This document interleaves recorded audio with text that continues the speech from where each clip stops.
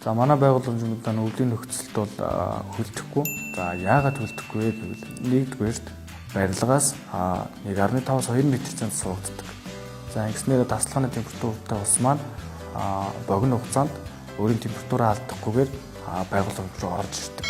За хоёрдугаар станц маань өөрөө доторх усаа бол байнгын бүтэн циркуляцид оруулж идэг. Мөн одоо бүх камеруудад аэротинг агааржуулалтын хоолоонуудтай бүгднгээр нь агаар шахаж усыг хөдөлгөөнд байнга оруулж идэг.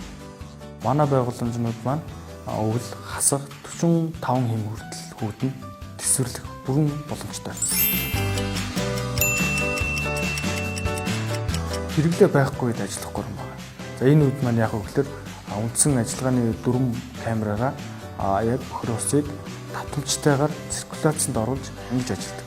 За ингэснээр бол ус маань өөрөө байнгын хөдөлгөөнд оршдог учраас хөлдөх ямар ч боломжгүй байгаа.